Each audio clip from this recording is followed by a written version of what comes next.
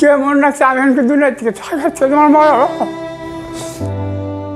সম্পত্তি না দেওয়ায় ৮৩ বছরের বাবাকে পিটিয়ে বাড়ি থেকে বের করল দুই ছেলে। গাজীপুরের কালিয়াকৈর উপজেলায় বোয়ালি ইউনিয়নের কাপাসিয়াচালা গ্রামে ঘটেছে এক হৃদয় বিদারক ঘটনা। জমি জমা লিখে না দেওয়ায় ৮৩ বছরের বৃদ্ধ বাবা মকবুল হোসেন ব্যাপারীকে পিটিয়ে বাড়ি থেকে বের করে দিয়েছে তার দুই ছেলে হেলাল উদ্দিন ও মজিবর।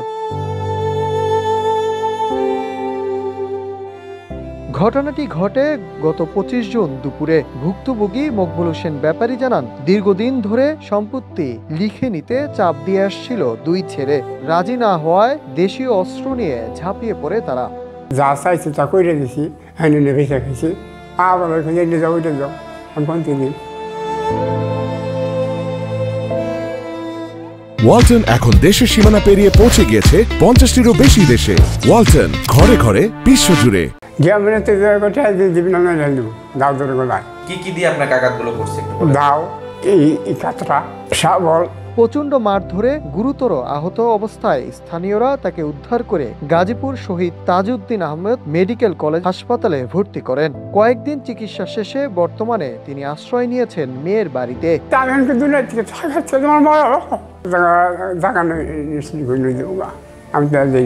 মেয়েকে দেবো না, কেটে দেবো না।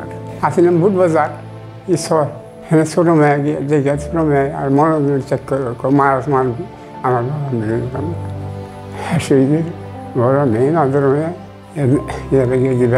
নাতিয়ে আমার নিয়েছে। পরিবারের অভিযোগ, এর আগেও একাধিকবার বাবার উপর হামলা চালিয়েছে দুই ছেলে। বয়সের ভারে জর্জরিত মকবুল হোসেন ব্যাপারী বারবার বাড়ি ফিরলেও মেলেনি শান্তি।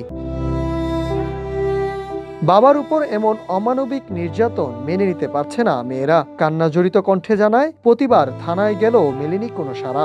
শুধু খালি জমির জন্যই, আর কিছুর জন্যই না। ছোট ভাইয়ের একটা ২০ বছর পর একটা ছেলে দিছে, ওটা মেরে হালিবার চাই। বাইরেও মারলো, বাপেরও ২-৩ বার মারছে। বাপের এতদিন যায় নাই, নিরুপায় যেমন আমনের কাছে সবার কাছে সূক্ষ্ম বিচার চায়। কয়েকবার মারলো, মারার পরে এই তারিখে তো মনে করেন আমরা বাড়িতে যাইতেই পারি না, কোনো বই নেই, বাড়িতে দিতে পারি না। পরে কি করুম, নিরুপায় হইয়া বাপের এই যে নিয়ে আসা করছে বাড়িতে। আহত মকবুলের নাতিও ক্ষোভ জানিয়ে তিনি বলেন, নির্যাতনের পর পুলিশের কাছে গেলেও এখনো কোনো আইনি সহযোগিতা পায়নি আমার নানা।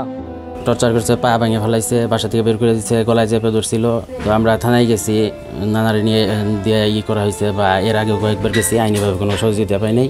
ঘটনাটি জানাজানি হওয়ার পর এলাকায় উঠেছে তীব্র ক্ষোভ ও নিন্দার ঝড়। স্থানীয়রা দ্রুত প্রশাসনের হস্তক্ষেপ ও অভিযুক্ত দুই ছেলের দৃষ্টান্তমূলক শাস্তি দাবি করছেন তারা।